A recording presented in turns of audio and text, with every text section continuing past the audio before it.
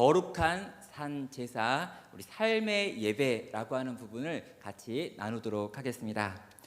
우리는 지금 코로나19라고 하는 감염병과 관련해 가지고 사회적 거리두기라고 하는 것을 요구받고 있습니다. 최대한 밀접 접촉을 하지 말아달라라고 하는 요청이 있고요.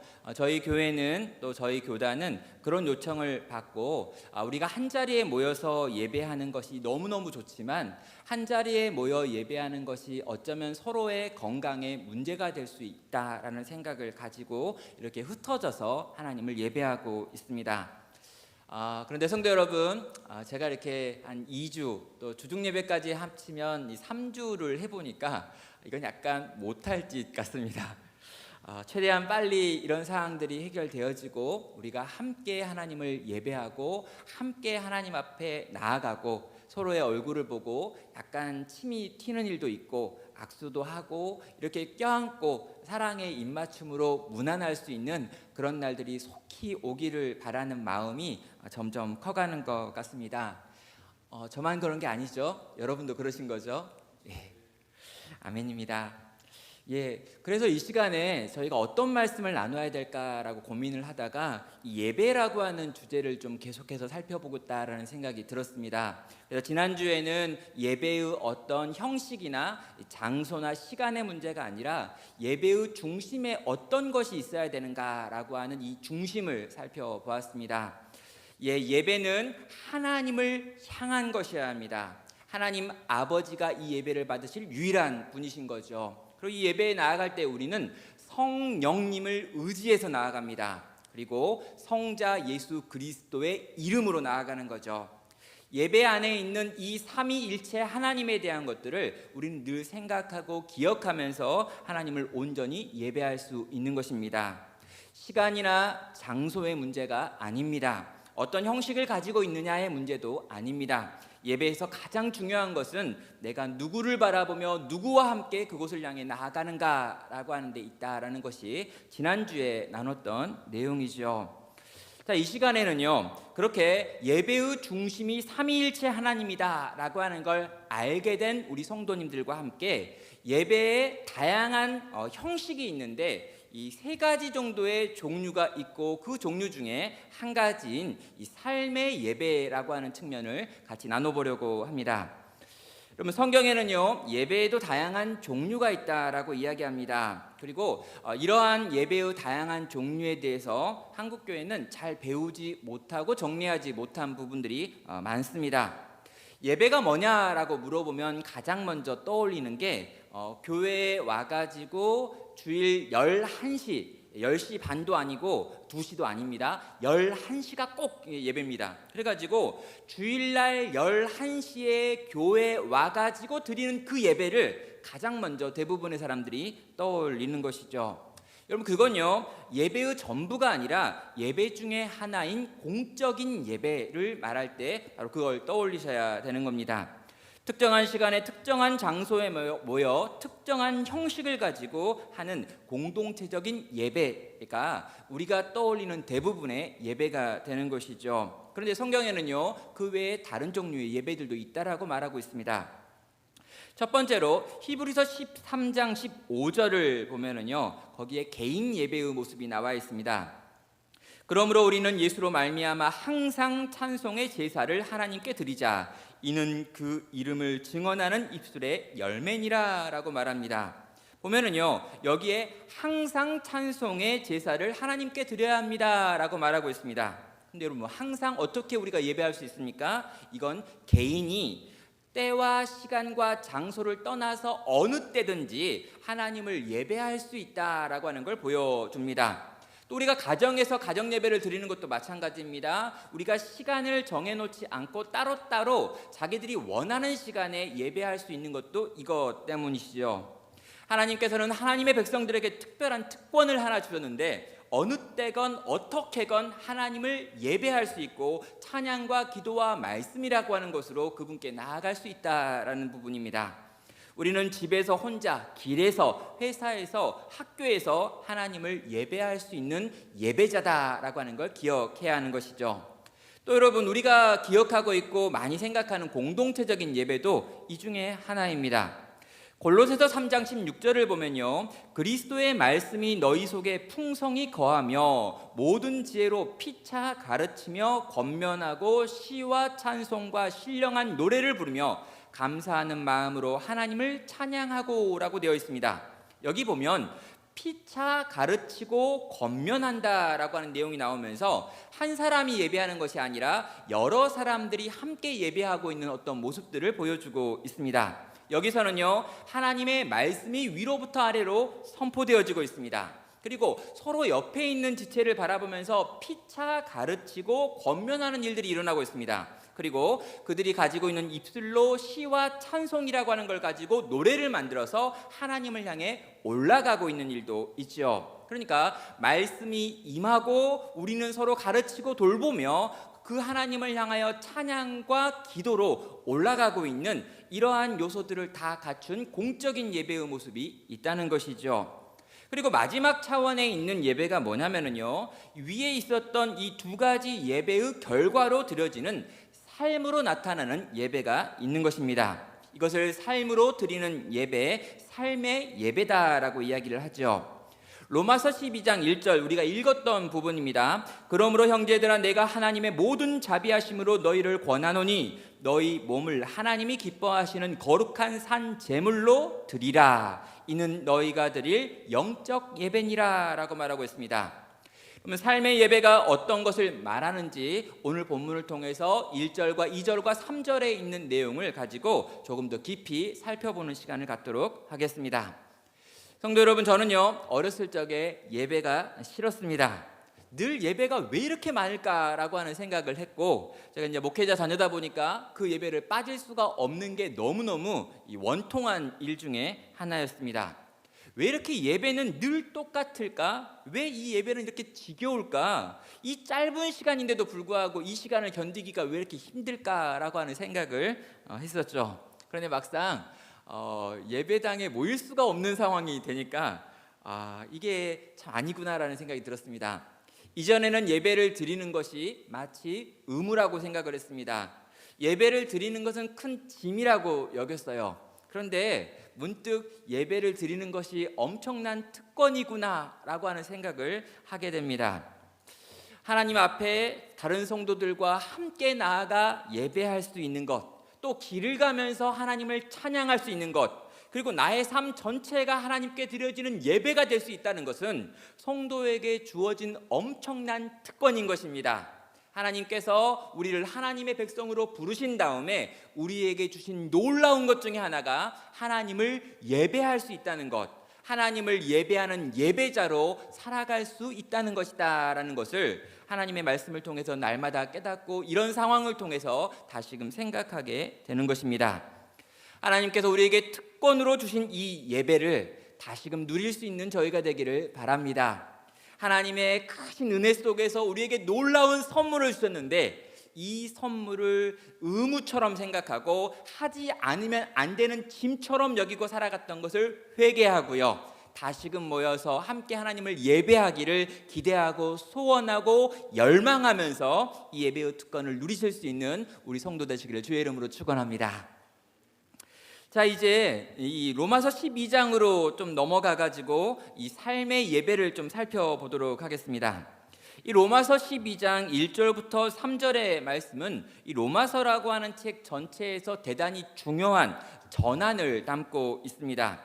자, 로마서라고 하는 책은요, 바울이 로마에 있는 교회를 바라보면서 내가 이제 서마나 지역, 이 스페인 지역으로 선교를 가야 되는데 나의 선교를 지원해달라라고 하는 요구를 하려고 쓴 편지입니다. 그러면서 이 로마 교회를 바라보면서, 야, 로마 교회야, 내가 가지고 있는 진리, 내가 전하는 복음의 내용은 이러이러한 것이기 때문에 이러이러한 복음의 내용에 대하여 너희가 동의한다면 나를 지원해다오라고 말하며 이 1장부터 11장이라고 하는 많은 장을 활용해가지고 복음의 내용을 정리했습니다. 그래서 이 바울이 차근차근 복음을 아주 정교하게 정리하는 것, 이게 1장부터 11장까지의 내용이죠.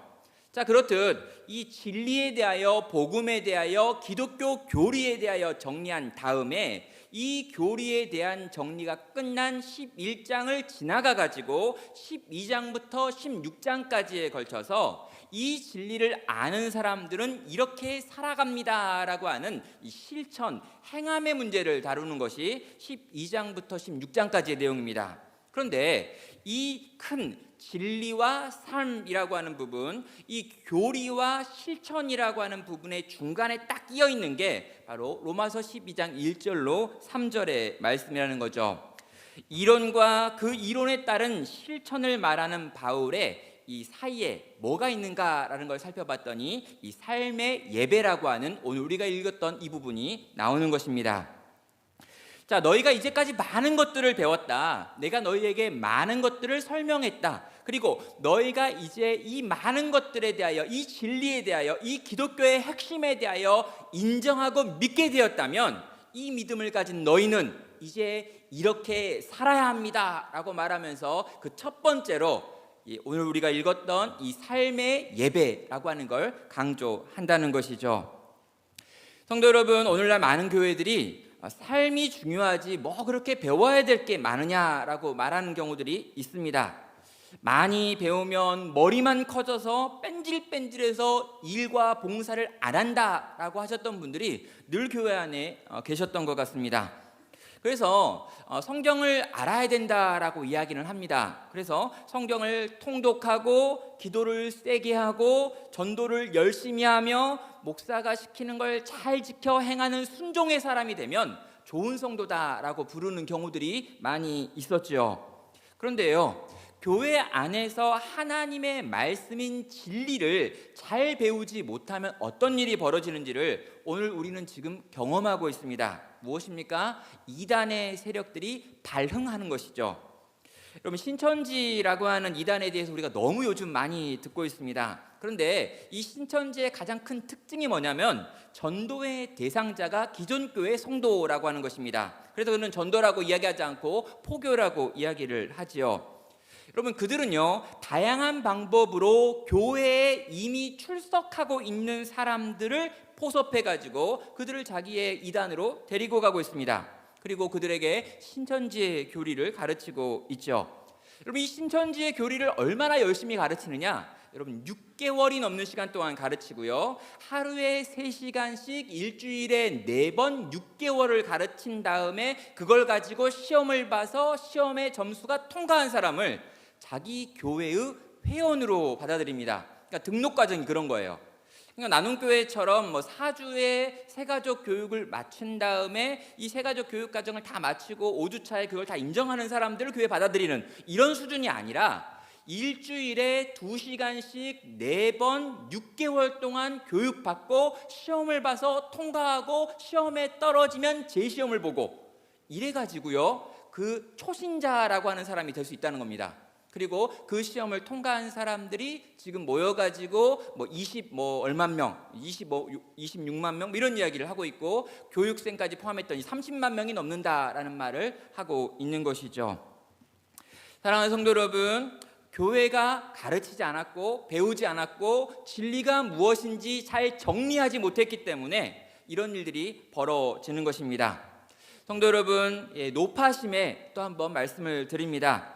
교회 밖에 있는 성경 공부 모임에 절대로 가지 마시길 바랍니다. 그리고 혹여나 좋은 프로그램이 있어서 가야 되겠다라고 생각을 하시면 반드시 교육자들에게 상의해 주십시오. 이러이러한 단체에서 이러이러한 교육을 한다는데 내가 가도 되겠습니까? 라고 꼭 물어봐 주시고 거기에 대해서 답을 들으신 다음에 등록을 하시면 되겠습니다. 그리고 여러분이 지금 뭘 공부하고 있건 간에 여러분이 공부하고 있는 그 단체에서 지금 배우고 있는 것을 절대로 교회 가가지고 이야기하지 말아라 라고 했다면 그건 이단입니다. 절대로 교회 가가지고 다른 사람들에게 네가 뭘 배우고 있는지에 대하여 입도 뻥끗하면 안 된다는 말을 들으셨다면 여러분이 어떻게 들어갔건 간에 여러분은 지금 신천지에 들어가서 앉아 계신다라는 거예요. 아무리 좋은 걸 듣고 있고 좋은 사람들이 좋은 일을 나한테 많이 해주면서 뭔가를 들려주고 있다 해도 내가 지금 배우고 있는 이 내용을 당신이 다니고 있는 교회의 목회자들에게 절대 들려주면 안 됩니다 라고 하는 그 문구 딱 있으면 요건 신천지다 라고 생각하시면서 당장에 나오시면 되겠습니다. 사랑하는 성도 여러분, 이렇게 성경 공부로 많은 영혼들이 미혹을 받고 있습니다. 그리고 이런 종류의 이단이 한국 땅에 특히나 많아요. 왜 이렇게 한국 땅에 특히나 이단이 많고 전 세계로 이단을 수출하고 있는가? 한 가지밖에 이유가 없지요. 잘 가르치지 못했고 잘 배우지 못했고 배우는 것에 우리가 무관심했기 때문입니다. 그럼 교회는요, 기본적으로 진리를 배우고 가르치는 곳입니다. 교회는 진리에 대하여 잘 들려주고 잘 배우고 잘 정리되어 있어서 이 진리를 누군가 가르칠 수 있도록 만드는 것이 교회 공동체야 되는 것이죠. 그래서 바울은요, 지금 놀라운 실천의 문제를 다루기 전에 먼저 이론에 대한 이야기를 한 겁니다. 여러분, 바울 서신 대부분이 그렇습니다. 분명히 해야 될, 본격적으로 해야 될 구체적인 말들이 있어요. 그런데 이 구체적인 말들을 하기 전에 먼저 왜 그런 일들을 해야 되고 그런 선택을 할지에 대한 이론적인 성경의 근거들을 제공하고 있다는 것입니다. 로마서도 그런 의미에서 1장과 11장까지의 내용을 통해서 복음의 내용을 정리했고, 그 복음의 내용을 아는 사람들은 이제 이렇게 살아야 합니다 라고 하며 12장부터 14장, 16장까지의 내용을 지금 실천적인 내용으로 다루고 있는 것입니다. 성도 여러분, 그래서요, 우리는 이 서신을 읽으면서 이론과 실천, 진리와 삶이라고 하는 두 가지 부분을 같이 고민을 해야 하는 것이죠. 오늘 제가 강조하려고 하는 부분이 이제 이 진리대로 살아가는 삶이다라고 하는 부분이기 때문에 다루지 않았던 1장부터 11장까지의 내용에 있는 그 진리도 우리에게 중요하다라고 하는 것을 잠깐 언급드렸습니다. 그러면 12장 1절이 어떻게 시작하냐면요, 그러므로라고 하는 말로 시작되고 있습니다. 여러분, 12장 1절 그러므로라고 하는 이 접속사는 12장 1절이 나오기 전에 있었던 그 1장부터 11장에 있는 전체 내용에 대하여 네가 배웠다면 그러므로예요. 그러니까 진리를 알았다면, 복음을 알았다면, 이 복음의 핵심을 네가 깨달았다면 그러므로 너는 이제부터 이렇게 살아야 합니다 라고 하는 것을 가르쳐 주고 있는 것입니다. 과연 진리를 아는 자는 어떻게 살아야 할까요? 진리를 아는 자가 이 땅을 살아야 될 첫 번째 원칙은 무엇일까요? 라고 하는 질문에 대한 답이 오늘 우리가 읽었던 1절부터 3절의 내용입니다. 12장 1절은 이렇게 말합니다. 그러므로 형제들아, 내가 하나님의 모든 자비하심으로 너희를 권하노니 너희 몸을 하나님이 기뻐하시는 거룩한 산 제물로 드리라. 이는 너희가 드릴 영적 예배니라 라고 말합니다. 자, 여기에서 나오는 강조점은 너희의 몸이라는 것과 산 제물이라고 하는 것입니다. 지금 바울의 서신이 쓰여지고 있었던 요 때는 이 로마 제국이 온 세상을 다스리고 있었을 때였습니다. 그리고 이 로마 제국이 온 세상을 다스릴 때 유행하던 철학이 있었는데요, 이 철학은 그리스 헬라 철학입니다. 자, 이 그리스 철학, 이 헬라 철학의 특징 중에 하나가 이원론이라고 하는 것이 있는데요, 이 이원론은 신령한 것과 속된 것을 구별하는 것입니다. 그래서 이 영적인 것, 신령한 것은 좋은 것이고, 또 이렇게 눈에 보이는 물질적인 것, 육체적인 것은 악한 것이다 라고 하는 생각이 있는 것이죠. 그래서 이쪽은 우대하고 이쪽은 천대하는 일이 그 당시 이원론이라고 하는 걸 가지고 있던 그리스 철학의 영향력 중에 하나였습니다. 몸과 영도 그런 의미에서 마찬가지였죠. 몸은 약한 것이다, 추한 것이다, 없어질 것이다, 영혼의 감옥이다 라고 설명을 했고요, 진짜 중요한 건 영혼이다, 생각이다, 마음이다, 보이지 않는 형 이상학적인 것이다 라고 하는 것이 이 그리스 철학이 가지고 있는 생각이었습니다. 영은 존귀한 것이고 육은 저급한 것이다 라고 하는 생각 때문에 그들이 만들어낸 실천적인 대안이 육체를 학대하는 금욕주의, 또는 육체의 욕망을 마음대로 풀어도 괜찮다고 하는 이 쾌락주의라고 하는 것들이 나왔던 시대인 거죠. 자, 이런 그리스 헬라 철학이 유행하고 있었던 시대에 예수를 믿은 우리는 어떻게 살아야 되느냐라고 하는 부분을 이야기하면서 바울은 절대로 영과 육을 분리하면 안 된다라고 하는 말을 하고 있습니다. 영혼은 몸과 절대 분리될 수 없고 상호간에 영향을 끼치고 있기 때문에 가장 영적인 사람은 자기 영혼의 상태를 자기의 몸의 실천으로 반드시 드러낼 수밖에 없다라는 게 바울과 성경이 가르치는 내용인 것입니다. 이걸 영육 이론론이라고 이야기하죠. 여러분, 영혼도 육체도 하나라는 거예요. 영적으로 깨어있다면 그 몸은 깨어있는 삶을 살고, 영적으로 어두우면 그 몸은 어두운 삶을 살 수밖에 없다라는 것입니다. 반대도 마찬가지예요. 몸이 온통 엉망진창의 죄 가운데 있다면 그 영혼이 깨끗할 수 없다는 것이고, 몸으로 선하고 착한 일을 하고 있다면 그것은 그의 영혼도 지금 선하고 착한 상태다라고 하는 것입니다. 영혼도 육체도 결코 분리될 수 있는 것이 아니라 하나로 한 인격 안에 존재한다라고 하는 것이 성경 전반이 우리에게 가르치는 내용인 것이죠. 그래서 하나님께서 우리에게 받으시는 예배는 심지어 영적인 예배의 특징은 뭐냐면, 우리의 몸을 가지고 살아서 그분께 내어드리는 삶 전체다라는 이야기를 지금 1절을 통해서 하고 있는 것입니다. 여러분, 살아있는 제물이라고 하는 표현은요, 구약에 나와 있는 죽은 제물과 반대되는 표현입니다. 구약에 있는 모든 제물들은 죽임당했습니다. 죽어야지만 제물로 인정을 받았던 것이죠. 그런데 이제는 그렇지 않다라는 거예요. 새로운 시대가 열렸다, 예수 그리스도로 말미암아 지금 그 이름을 부르며 나아가는 자들은 하나님께 언제건 나아갈 수 있게 되었다. 이렇게 예배하는 사람들은 어떤 예배를 드려야 되느냐? 죽지 말고 살아서 그분께 나아가라는 것입니다. 네 몸을 가지고 살고 있는 삶 전체로 하나님께 나아가서 하나님 앞에서 살아가는 그 삶의 예배, 일상의 예배를 드릴 수 있어야 되고, 그것을 하나님은 영적인 예배로, 온전한 예배로 받으신다라고 지금 말씀하는 것이지요. 진리를 아는 자, 그 진리에 반응하는 자는 네가 가지고 있는 일상이라고 하는 삶 전체로 하나님을 예배하는 하루하루의 삶을 올려드려야 합니다라는 것이 지금 이 1절의 내용입니다. 사랑하는 성도 여러분, 그래서 우리는요, 잘 살아야 합니다. 우리가 잘 살아야 될 가장 중요한 이유는 뭐냐면, 하나님께서 우리에게 주신 생명이 바로 우리가 이 땅에서 잘 살게 하시기 위해서 주신 생명이기 때문입니다. 여러분, 세상 사람들이 우리를 보면서 정말 저 사람들은 법 없이도 살만한 사람이야 라고 하는 평가를 지금도 해야 합니다. 세상이 보기에 도무지 이해할 수 없는 성품의 성숙함을 드러내고 보여줘야 합니다. 왜 그렇습니까? 그것이 우리가 하나님께 올려드릴 합당한 예배이기 때문인 거죠.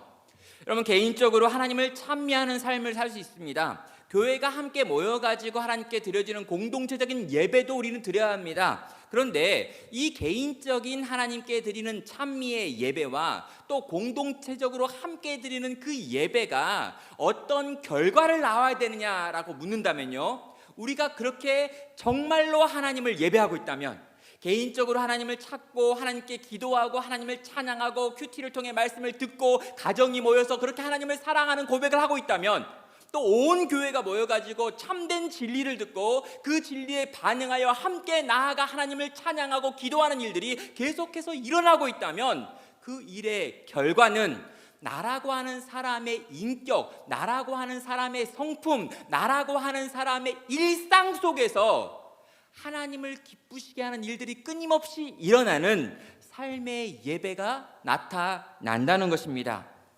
여러분, 여기 나와 있는 이 영적 예배니라라고 하는 이 표현 앞에 이 영적이라고 하는 단어에 보시면은요, 좋은 성경책을 가지고 계신 분은 거기에 가로 열고 1 딱 되어 있습니다. 그리고 밑에 보면 난 왜 주에 뭐라고 쓰였냐면 온당한, 합당한이라고 하는 표현이 있죠.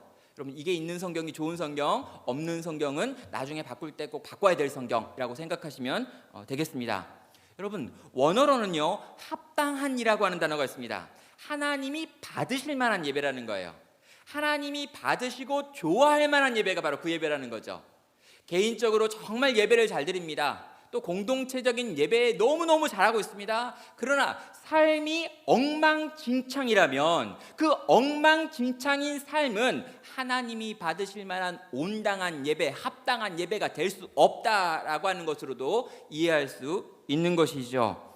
사랑하는 성도 여러분, 우리가 살고 있는 하루하루가, 우리가 살아내고 있는 하루하루, 직장에서의 시간, 학교에서의 시간, 가정 안에서의 시간, 그 모든 우리의 일상이 하나님께 드려지는 예배가 되기를 주님의 이름으로 축원합니다. 자, 그렇다면 이제 물어봐야 될 게 있습니다.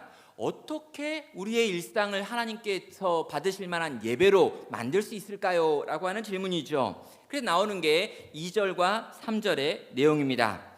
2절을 보면은요, 분별이라고 하는 단어가 나오면서 하나님의 뜻을 분별해야 된다라고 하는 말을 하고 있습니다. 또 3절에 보면 너희 믿음의 분량대로 해야 된다라고 하면서 지금 두 가지 가이드를 주고 있죠. 하나님의 뜻을 분별해야 됩니다. 믿음의 분량대로 하면 됩니다. 이 두 가지가 우리가 드려야 될 삶의 예배의 두 가지 원칙이 되는 것이죠.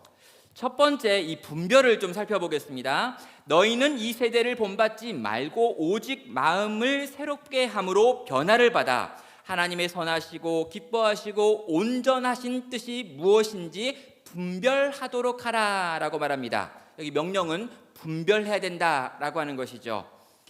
자, 삶의 예배에 필요한 게 있습니다. 무엇입니까? 먼저는요, 이 세대를 본받지 말라라는 거예요. 이 세대가 가지고 있는 논리대로 살면 안 된다는 거예요. 이 세상의 논리가 아니라 하나님의 선하시고 기뻐하시고 온전하신 뜻이 있는데 그 뜻을 찾아가지고 그 뜻대로 사는 것, 이게 우리가 드려야 될 온당한 삶의 예배다라고 설명을 하고 있습니다. 이전에도 여러 번 설명한 적이 있는데요, 우리가 살고 있는 이 시대를 지금 말세라고 부르고 종말의 때라고 부릅니다. 여러분, 이 말세 종말의 때의 특징은 예수 그리스도께서 지금 승천하신 다음에 돌아오시는, 재림하시는 그때까지의 모든 시간을 다 말세라고 부릅니다. 그러니까 지금 바울이 살고 있는 시대도 말세고 우리가 살고 있는 시대도 말세입니다. 지금 2000년 내내 우리는 말세를 살고 있죠. 그럼 이 말세의 특징은 이미와 아직이라고 하는 것으로 요약할 수 있습니다. 이미 하나님 나라가 우리 가운데 임했습니다. 그러나 하나님 나라가 아직 완성되지는 않았다는 거죠. 그래서 이 땅을 살아가고 있는 모든 성도는 종말론적인 긴장이라고 하는 걸 가지고 살아갑니다. 그러니까 언제 주님이 오셔서 이 땅을 완성시킬지 모른다라고 하는 생각 속에서 가지고 있는 이 긴장감을 가지고 하루하루를 깨어서 살아가야 한다는 거죠. 여러분, 이미 하나님의 나라가 이 땅 가운데 임했습니다. 그래서 이미 이 땅 가운데 임한 하나님 나라의 원칙과 법을 가지고 우리는 이 땅을 살아야 돼요. 그런데 아직 그 나라가 완성된 것은 아니기 때문에 이 세상 속에서 그런 하나님의 뜻대로 살아가는 것은 쉽지 않다는 거예요. 그런데도 이 땅을 살아가는 하나님 나라 백성들은 오실 그 나라를 소망하면서 이미 온 그 나라의 원칙과 법을 가지고 아직 오지 않는 세계를 열심을 다하여 힘껏 핍박을 당하고 어려움을 당하면서도 살아간다라고 하는 게 이미와 아직 사이를 살아가는 종말론적인 긴장의 삶을 살아가는 성도의 삶의 모습입니다. 자, 이걸 조금 더 쉽게 설명하면 어떻게 설명할 수 있을까요? 여러분, 세상은요, 끊임없이 우리에게 이렇게 살아야 한다라고 하는 여러 가지 메시지를 주고 있습니다. 지금 네가 나이가 이렇기 때문에, 지금 네가 가지고 있는 사회적 지위는 이런 것이기 때문에, 지금 네가 이러이러한 직장에서 지금 이렇게 일하고 있기 때문에, 너는 학생이기 때문에 이러한 삶을 살아야 한다라고 하는 걸 끊임없이 우리에게 강요한다는 거예요. 끊임없이 세상은 우리 가운데 여러 가지 방법들을 가지고 여러 가지를 가르치고 강요하고 본받으라고 이야기하고 있습니다. 그런데 그 속을 살아가고 있는 하나님 나라 백성은 어떻게 합니까? 그 세상을 본받으면 안 된다는 거죠. 세상이 내게 하고 있는 그 말들을 듣고 그 말대로 살면 안 된다는 겁니다. 삶의 예배로 하나님께 나아가길 원하느냐? 그렇다면 먼저 너는 세상이 들려주고 있는 수없이 많은 말들에 관하여 귀를 닫으라는 거예요. 그 말을 듣고 그 말대로 살아가는 자는 세상에게 속한 자지 하나님께 속한 자가 아니기 때문입니다. 그래서 우리는 그럼 어떻게 살아야 합니까? 여러분, 세상은 다 그렇게 산다 할지라도 하나님의 기뻐하시고 선하시고 온전하신 뜻이 무엇인지를 들어야 되는 거죠. 도대체 하나님은 뭘 원하실까? 이 상황 가운데 하나님은 뭘 바라실까? 이 직장의 문제 속에서, 이 계약을 하는 상황 속에서, 지금 이 부도를 맞을 것 같은 이 상황 속에서, 이 공부해야 되는 상황 속에서, 이 사람들을 만나서 이렇게 친교해야 될 그 많은 상황들 속에서 끊임없이 우리는 세상이 이미 만들어 놓은 본을 쫓아가는 게 아니라 하나님의 기뻐하시는 뜻이 뭘까? 선하신 뜻이 뭘까? 그분이 정말 받으실 만한 합당하신 생각이 어떤 것일까를 묻고 그분의 선하고 기뻐하시고 온전하신 뜻이 무엇인지를 찾아가지고 그 뜻에 순종하여 사는 사람들이다라는 것입니다. 당장 우리가 코로나19와 같은 사건들을 경험하고 있습니다. 온 국민이 어려움을 겪고 있습니다. 그리고요, 온 국민이 이 감염병 속에서 느끼는 어려움 중에 하나는 뭐냐면 사람이 사람을 싫어하게 되는 것입니다. 그럼 친절한 미소가 사라집니다. 시간이 좀 길어지니까요, 짜증이 나기 시작합니다. 시간이 좀 더 길어지니까요, 정말 이 모든 상황에 대하여 분노가 점점 더 올라오고 있습니다. 그래서 이렇게 사람을 만나거나 사람을 대하거나 또 이렇게 하는 일이 싫어요. 여러분, 마스크 하나를 사기 위해서 긴 줄을 서 있는 걸 보면서 어떤 느낌이 왔습니까? 이 모든 사람들이 다 경쟁자가 되는 거죠. 마스크를 얻기 위한 경쟁자들. 여러분, 이런 방식으로 살지 않아야 되는데 점점 더 그런 방식의 생각이 우리 가운데 밀려 들어오는 것들을 경험하고 있는 겁니다. 분노가 쌓이고 원망이 쌓이고 누구라도 희생양을 만들어서 그 사람을 씹고 싶은 마음들이 우리 가운데 지금 올라오고 있는 생각들이라는 거죠. 근데 여러분, 우리는요, 세상을 본받는 자들이 아닙니다. 세상은 다 그렇게 해도 우리는 그렇게 하는 사람들이 아닙니다. 우리는 이 와중에도 하나님의 선하시고 기뻐하시고 온전하신 뜻은 뭘까라고 물어보는 사람들입니다. 도대체 이 사건을 통해서 우리 뭘 배워야 합니까? 이 사건이 지나가는데 이 사건 다 지나간 다음에 정말 이 사건 때문에 사람들을 혐오하고 우리 가운데 있는 이단에 대하여 정말 미운 마음과 분노를 쏟아놓고 저들은 다 지옥에 가야 되고 지옥에 던져질 인생들이다 라고 말하면 나는 괜찮은 거냐는 거예요. 성도 여러분, 그렇지 않습니다. 우리는 이때 하나님께 물어야 합니다. 과연 하나님이 기뻐하시는 뜻, 선한 뜻, 정말 온전하신 그분의 뜻은 뭔지 묻고 듣고 물은 그 답을 찾은 다음에 그 답에 반응하는 일상을 살아내야 한다는 것이죠. 공적으로 함께 모여 예배하지 못하는 상황이지만 우리는 흩어져서 함께 하나님을 예배하고 있습니다. 그리고 이런 예배의 시간을 통해서 우리는 생각하는 겁니다. 세상이 주는 수없이 많은 생각과 다른 하나님의 기뻐하시고 선하시고 온전하신 뜻이 무엇인지를 듣는 거죠. 그리고 그 뜻을 가지고 고민하는 겁니다. 사랑하는 여러분, 제발 생각하십시오.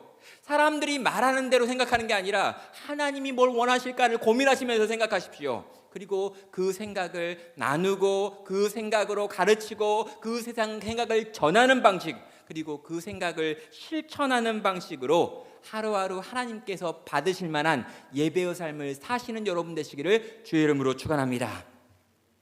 자, 그렇다면은요, 두 번째로 이렇게 삶의 예배를 드리는 방법에서 강조하는 게 뭐냐면은요, 이제 분량대로라고 하는 표현이 있습니다.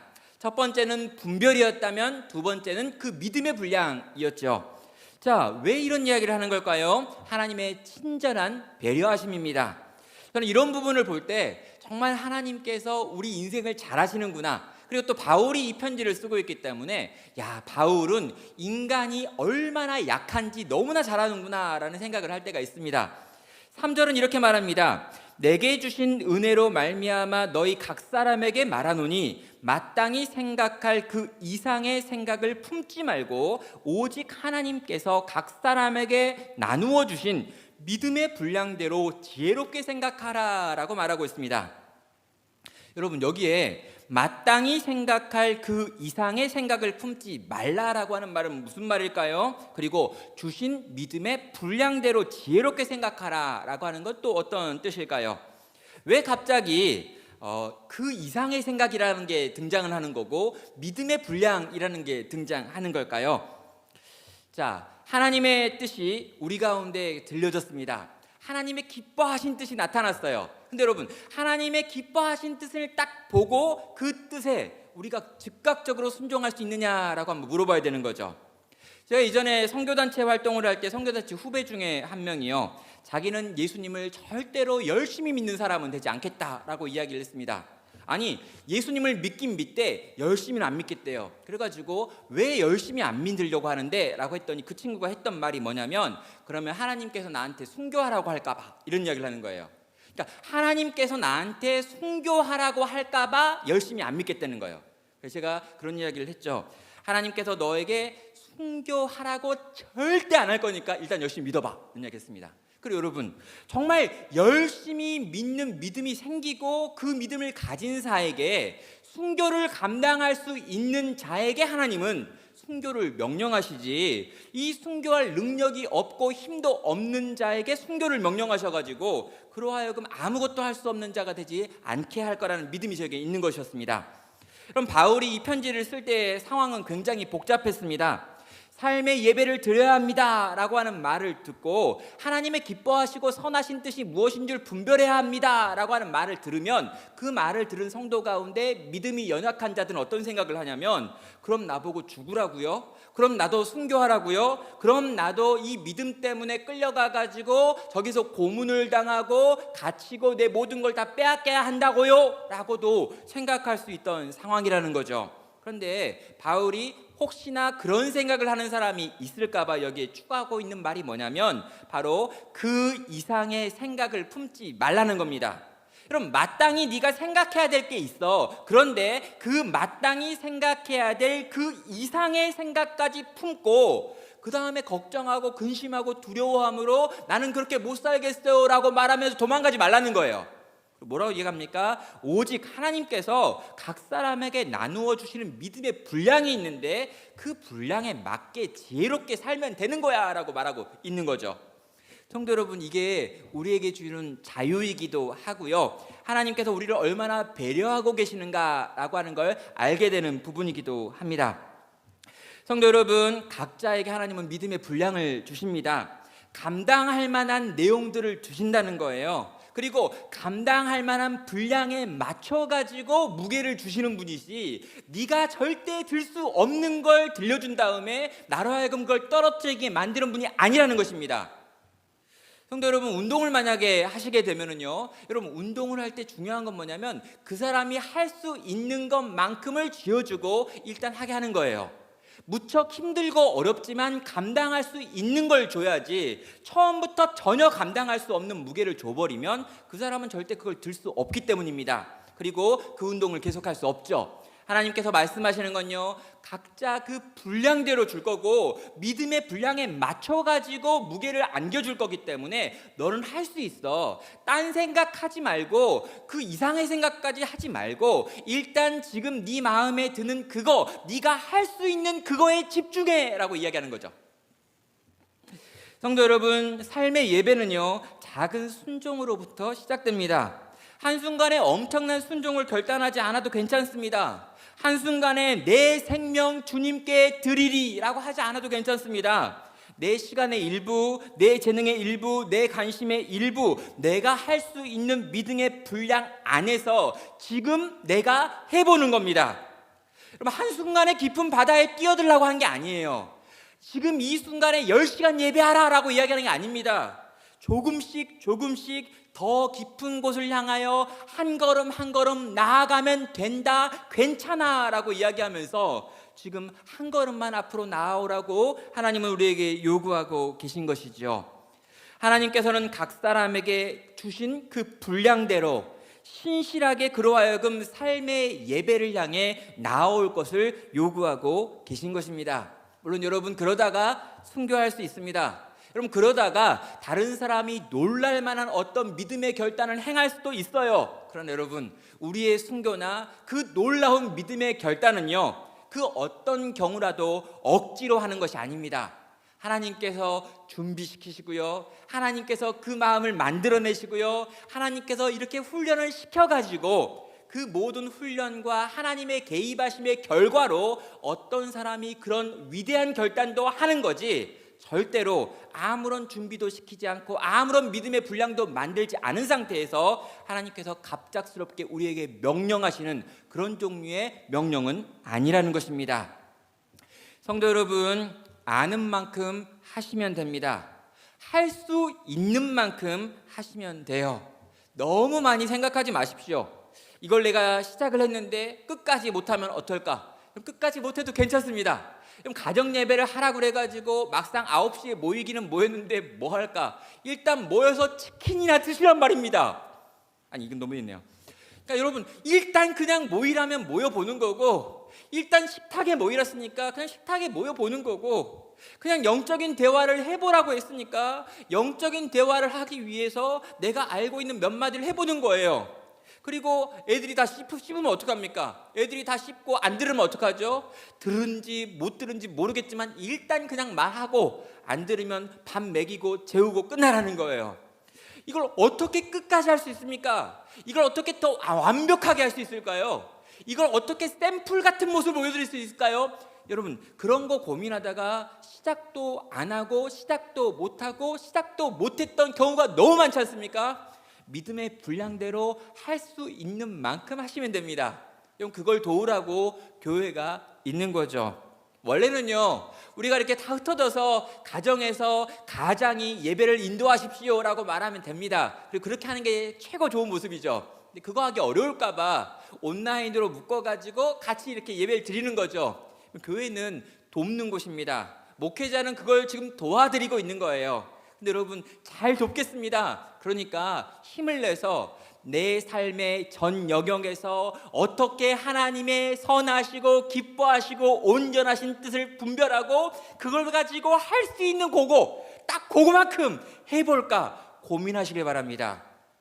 하루하루 고민하시고요, 하루하루 결단하는 겁니다. 그리고 결단한 거 한번 해보는 겁니다.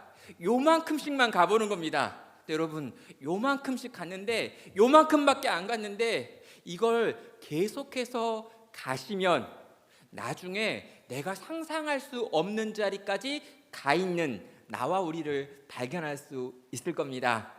사랑하는 성도 여러분, 우리 하나님 정말 친절하십니다. 한순간에 저 끝에 가 있어라 라고 말씀하지 않으세요. 한순간에 위대한 믿음의 사람이 되라 라고 말씀하지 않습니다.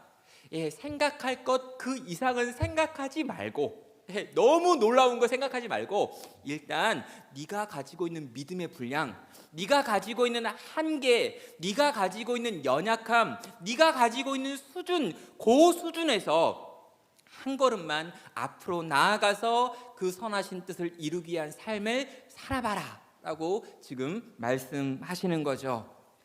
사랑하는 성도 여러분, 모든 성도의 삶은요, 예배와 연결되어 있습니다. 그리고요, 예배와 예배들도 연결되어 있어요.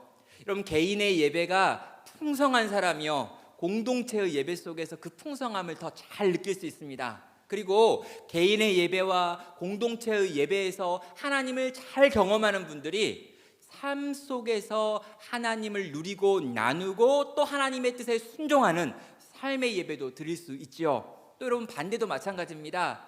삶의 예배가 치열했던 사람들은요, 개인의 예배에서 하나님을 만나지 않을 수가 없습니다. 그리고 그런 분들이 공동체로 모여서 함께 예배할 때 그 은혜의 감격은요, 삶의 예배가 전혀 없던 자와 비교할 수 없는 거죠.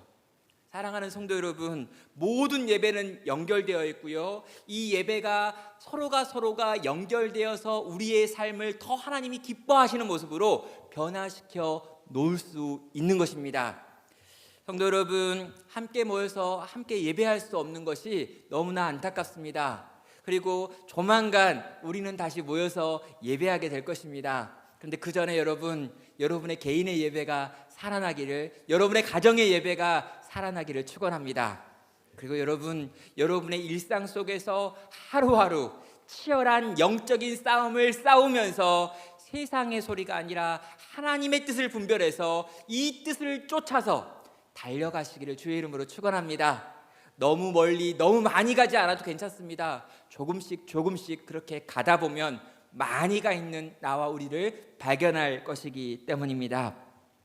우리 성도님들의 개인의 예배가 풍성하여지고 삶의 예배가 강력해지기를, 그리고 그 놀랍게 변화되어진 우리의 개인과 삶의 예배를 가지고 다시 모여서 함께 공동체적인 예배를 드릴 수 있기를 시간 간절히 원하며, 우리 성도님들의 가정과 우리 성도님들의 삶 가운데 하나님 은혜가 부어지기를 주님의 이름으로 축원합니다. 이 시간 우리 한번 찬양 같이 드릴까요? 나 주님의 기쁨 되기 원하네, 이 찬양으로 함께 나아가겠습니다. 정말 내 삶이 하나님 받으시는 기쁨이 되길 원합니다. 하나님, 우리 가정이 정말 하나님 보시기에 기쁨이 되는 가정 되길 원합니다.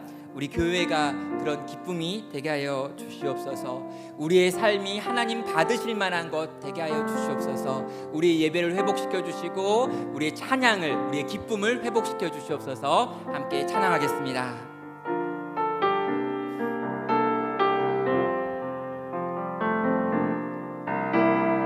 나 주님의 기쁨 되기 원하네. 내 마음을 새롭게 하소서. 새 무대가 되게 하여 주사. 주님의 빛 비추게 하소서.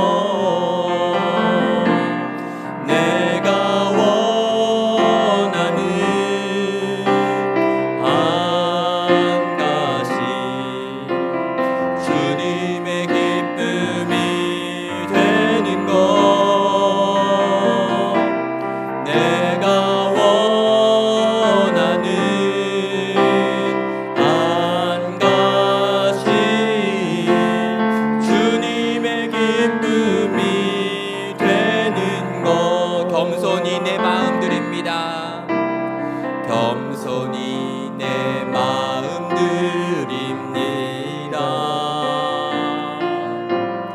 나의 모든 것 받으소서. 나의 맘 깨끗게 씻어주사. 주의 길로 행하게 하소서.